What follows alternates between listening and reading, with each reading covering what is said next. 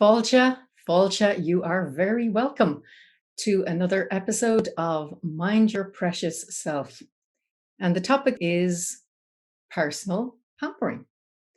It might seem quite innocuous. It might seem, well, maybe it's not the most serious topic, but actually underlying are many important principles. I think the key word here is personal, while pampering may seem almost a little frivolous. Ismisha Dr. Karen Ward. My name is Karen Ward, and I'm very happy to bring this subject alive, but most importantly, to gift you ways to embrace personal pampering with a new perspective. Pampering is an interesting word, and for many, it might seem almost a sensuousness that is a luxury as opposed to something that is a necessity. Self-care means so many things to so many different people, and we have to look back to history, to our mothers, to our grandmothers, even to our great-grandmothers, to maybe see why this might not come so easily to some, or indeed why others perhaps overcompensate. Let me explain. Back in the day, here on this island of Ireland, and of course around the world, women's lives were difficult. As the caregiver to the children, as the bearer of children, and as the one who mostly put the food cooked onto the table. And the menfolk had their traditional roles out to bring the money in to put literally the food on the table. But the sanitary conditions were not necessarily there. There was poverty, there was war, there was famine, there was economic situations. So you can imagine that self-care and anything like pampering was way down the priority list when we think of survival. And in fact, there's a very interesting hierarchy of needs that humans have. And of course, food, water, sleep, safety, they all come way, way before we move up to the looking after ourselves in a holistic way. And yet, we can only be Superman and Wonder Woman for a certain amount of the time. We cannot be that all the time. And this is a really important point. Survival mode necessitates back in the day, but we live in a very different world now. And sometimes, yes, we're overwhelmed with what's going on. Yes, we might feel anxious or depressed or any of those emotions that are human, the sadness, the grief. But woven into that is a need, a palpable need for us as humans to care for ourselves and to care for ourselves in a way that's personal. So what might work for you might not work for me, and what might work for another woman might not work for you. Personal is important. So let's have a little look.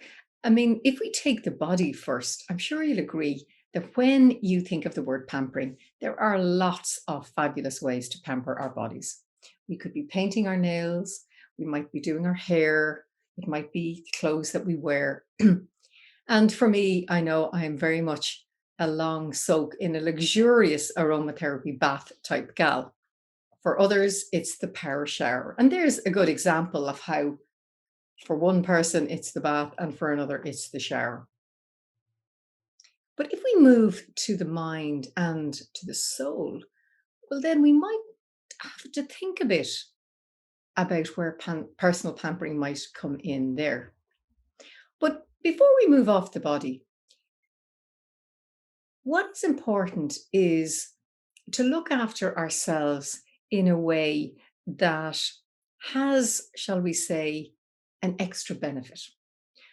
So while you're doing your nails, you could say, well, There's a little bit of creativity there. It's pampering, but also you're looking after your hands if it extends to a full manicure, and the same with your feet if it's a pedicure. If you're doing your hair, well, most of us wash our hair frequently. So why not decide to plait it or tie it up a different way or experiment with the color? So that might bring a little bit of a lift. Any hairdresser will tell you that when particularly women folk come in, but hey, it's universal to all humans, and they go out with their locks glossy and fresh and cut, that it gives such a boost. And we've all discovered that in a time where we couldn't go to the hairdressers, there was a little bit of, maybe not a bounce in our step as we might have had beforehand. So that's one example. Our skin is the largest organ in our body. I'm going to say that again. Our skin is the largest organ in our body. We don't really think about that. We might assume, oh gosh, I imagine the liver is quite big, or the heart, or the lungs. But if you think about it, beautiful skin that encases, that encloses our very soul, the essence of who we are. And we don't necessarily look after it as much as we could. Now, a lot of it is down to genetics. Some people are predisposed to dry skin or oily skin, but massage and its effects are legendary.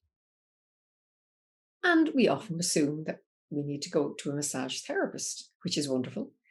But there's so much we can do ourselves, particularly with our breasts, very personal part of our body, particularly with our nether regions.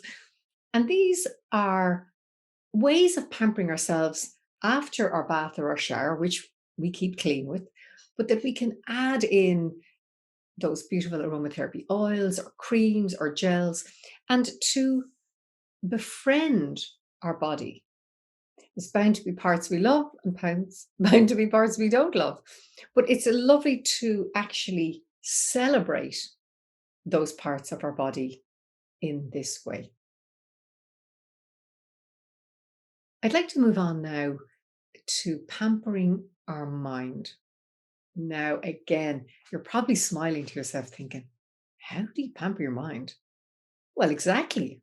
And if you can't even connect the two, then does that say that you're not doing it?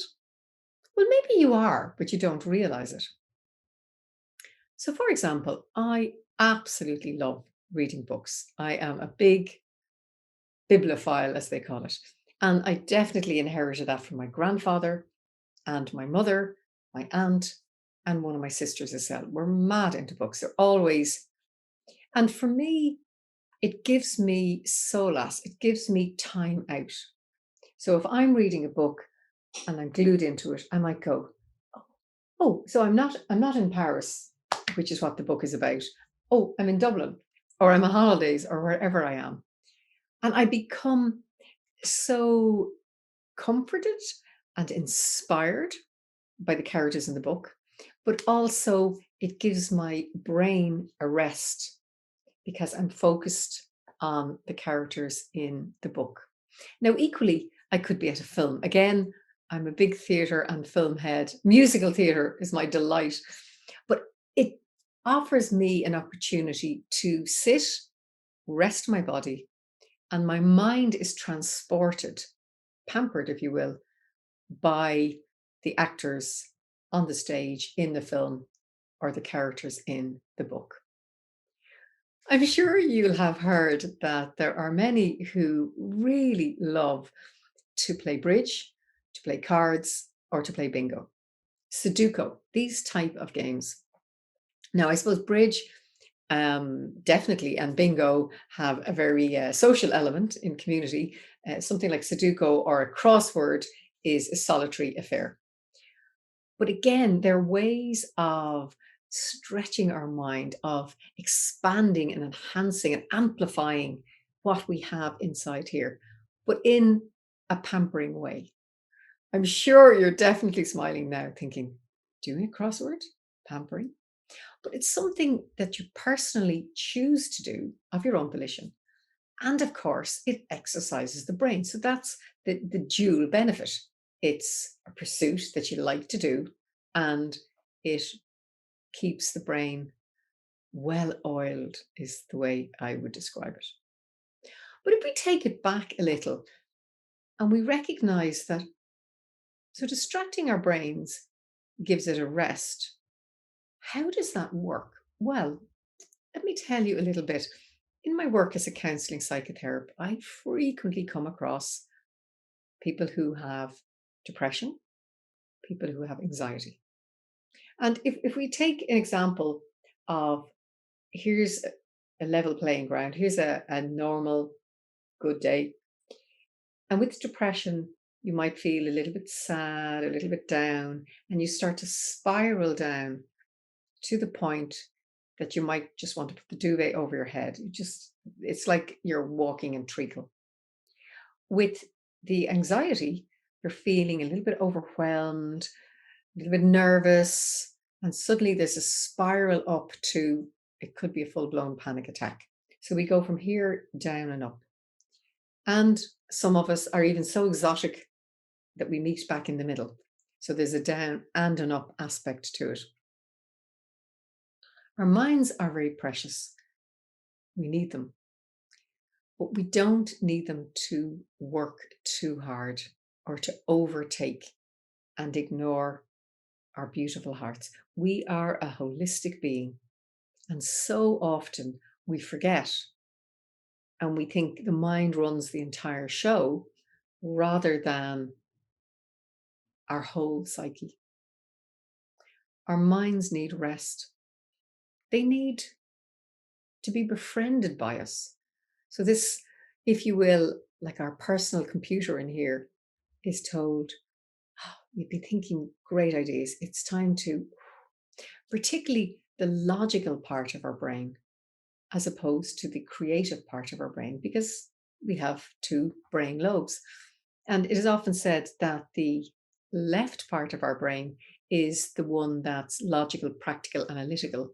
And the right part of the brain is the one that's creative, taps into our subconscious, our dreams. And the two together work in harmony. But imagine one side is totally overloaded and the other side doesn't get to play. So, in effect, when we are personally pampering our brain, our mind, it's actually the creative side that we are engaging and letting the analytical side have a rest. You might have heard of the term rumination. Well, rumination is where literally the brain is overworking. If you've ever seen those cartoons where the characters have steam coming out of their ears and literally their brain is frying, how often can we feel like that with overwhelm? When we have too much to do, we've taken on too much. And our tiny little human ego brain is trying to say, enough, enough.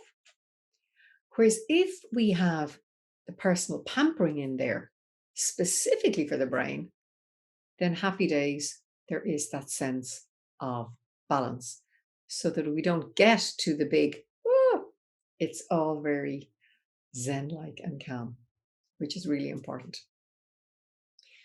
Now, I have a tip for you, and I'm sure some of you know this already. There's a wonderful guy who came up, American, who came up with the what's called Ho'oponopono technique. Fabulous word, isn't it? Ho'oponopono. And it's a Hawaiian technique. And basically, what he did was realize that the Hawaiian, the big kahunas, as they call them, the shamans, if you will, realized that humans need four things. We need to be loved, we need to be thanked, we need to be offered forgiveness, and surely in life somebody has transgressed and we need somebody to say, I'm sorry. So the idea was that the Ho'oponopono technique, and you're very welcome to Google it, Ho apostrophe Oponono, and read all about it. It's fascinating finder, great story. And it's repeating the words, I love you, I thank you, I'm sorry, I forgive you. I love you, I thank you, I sorry, I forgive you. Now you can say it in any language you want. You can sing it, you can chant it, whatever feels right. And the principle behind it is it massages or pampers or gives self-care to your brain that might be overworked. But it also creates a change in the energy around perhaps the person you're talking to or the situation. Absolutely fantastic. And I like to use it when I'm in a situation or I'm in a tight spot, and maybe there's a little bit of crunchiness with me and the other person. And in my head, I love you, I thank you, I'm sorry, I forgive you. And it's really interesting. A few moments, the situation kind of dissipates, everything kind of calms down, and there's a, oh, very interesting. So that might be something you consider. And you might consider something like an affirmation, which is very personal. This lovely soothing sentence that you say in your mind to help you get over a difficult situation or to distract you. One of the most famous ones was, every day in every way, I'm getting better and better. Or, I am calm and I am relaxed. That's kind of one of the classic ones. And you might say to yourself, but if I'm in overwhelm, I'm not calm, I'm not relaxed. Ah, yes.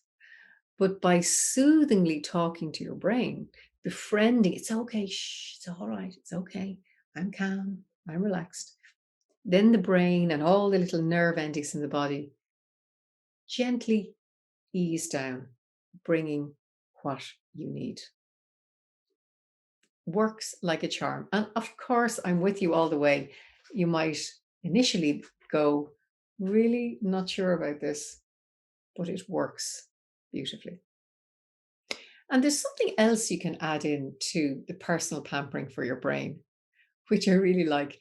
And it's that element of almost, some people give their brain, their mind, depending what term goes best with you, a name, like, oh, she's off again, or what's he like?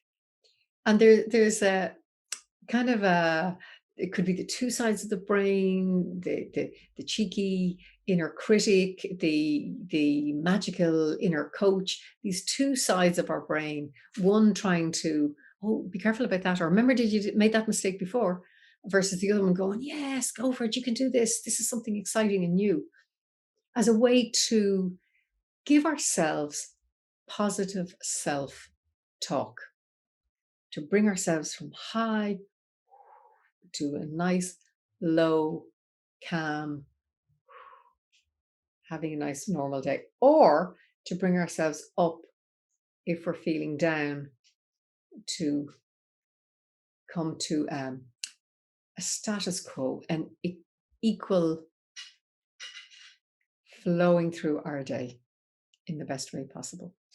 So there's some little techniques as how to pamper your brain, your mind, your ego. And now I'll flow to your soul. How do you personally pamper your soul? Now, there's a good one. Well, again, people have different notions as to what our soul is like. It's a very personal thing. And it could be that you talk in terms of your energy field, your vital essence, your spirit. There are many different terms, your authentic self, your higher self. There's loads of different terms, but it's important to use the one that you like the best.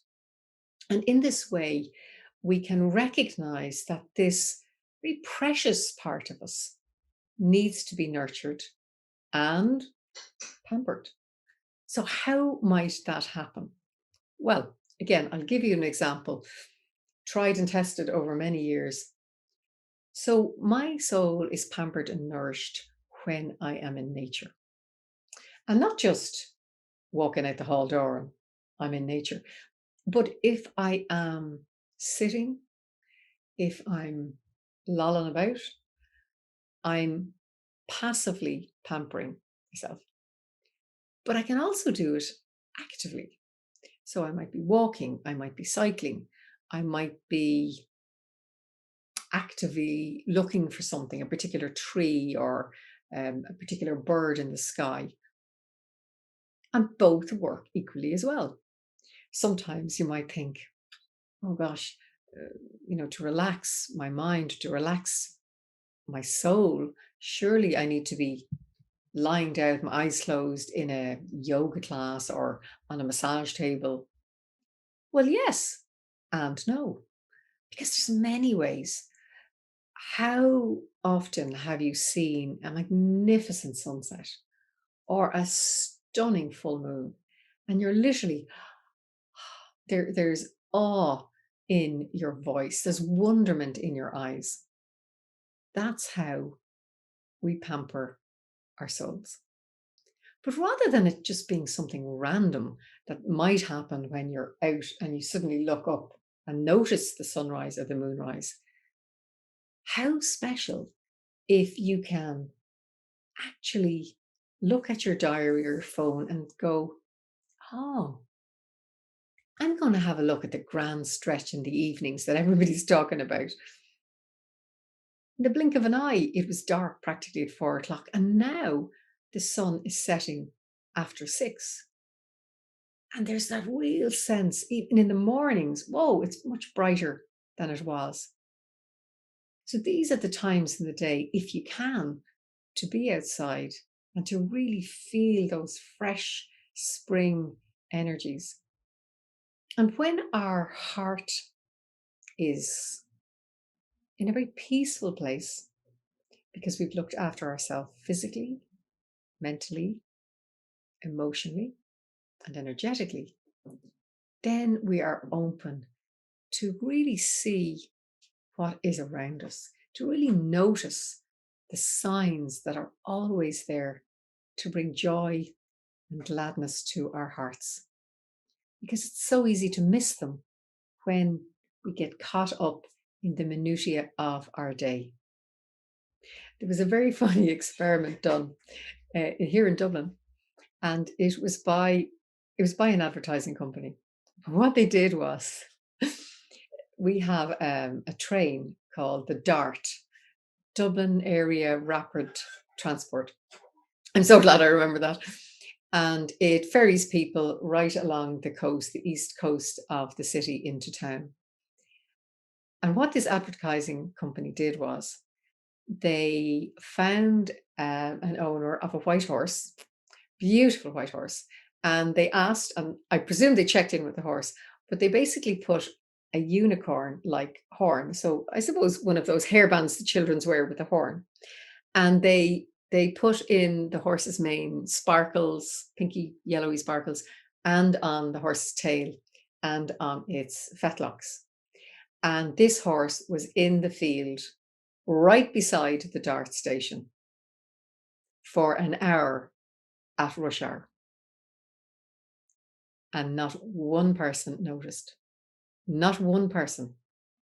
And when the people got off the train, there were, I suppose, people doing a survey saying, did you notice anything different about your journey this morning? No, no, no.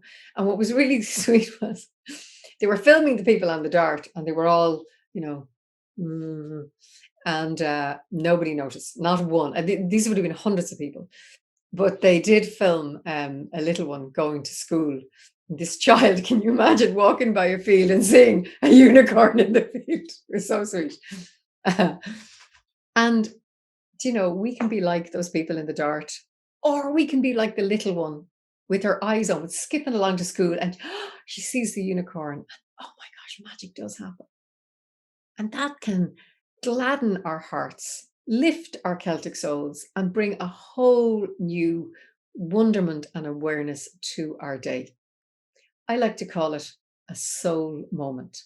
That one special moment in your day. And of course, What happens is when you get used to personal pampering, when you look for those soul moments, it means that there's more than one.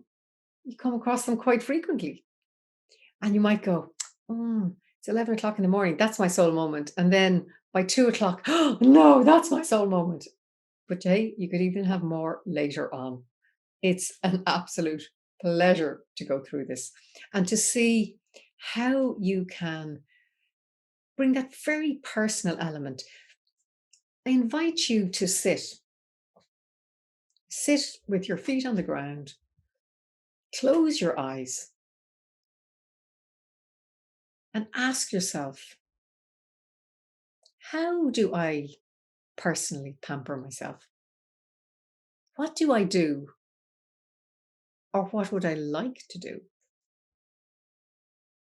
Just note what pops into your head. And when you realize, oh, I do that and I do that, well done. And if you don't do anything, no worries. Now is your time to dream in what you would like to do. And perhaps I've had the opportunity to give you some ideas in my examples, my own personal examples. What do you do? What would you like to try as a way to pamper yourself?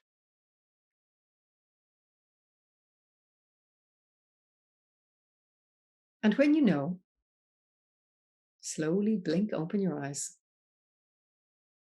Have a little stretch. Nice big stretch. And you might, if you have a pen handy, jot down what that might be. A really good tip is to schedule it in. So it might be that you grab your phone, or you might have a diary, whatever it might be, and you look at your day and you go, okay, do. So often we write down, I'm going to meet so and so. I've got that Zoom meeting. Oh, I need to get the shopping. I need to get this. So our day is all ordered by tasks that we need to do. But do you actually write down anything for you? Now, some of us might pop in, oh, yoga class, or meeting so and so for coffee, or it might be guitar lesson, and they would all come under it. But do you ever write down in your diary, long bath, power shower, watch the sunrise, watch the moon set? Probably not. But why not? Doesn't it make so much sense to put these into our day? Yes. And that means that I like to think that when I'm doing these things, that I'm standing on the shoulders of my grandmothers and my great grandmothers and the women who couldn't do that before for a variety of reasons, but maybe they dreamed it in. And I'm going, thank you. Thank you. Yes, for all of us, I'm doing this now. I'm seeing what is to be seen. And yet, I wonder if I could have those conversations with my great grandmothers. They might go, sure, Karen, when we were doing the laundry, when we were out looking after the kids, the children, there was chat, there was community, there was sharing. And that was a form of pampering. And sometimes you young women don't have that, not as readily. And they'd be true. And they might also say, well, and the food we had, good, proper farm food, farm to fork, all organic. We didn't have to worry about trans fats. We didn't have to worry about sugar in this. Sure, there wasn't any. So the food that they got was nourishing, perhaps more so. They didn't have the temptation of those treats that we might have to look away from. And that's a very good point. Personal pampering is about loving yourself, choosing what you like to do, and keep going until you do find what warms the cockles of your heart. There has to be something so that you feel invigorated, renewed, refreshed, relaxed, and ready for whatever life holds your way. I hope that has given you some ideas, or food for thought, as they say. Enjoy.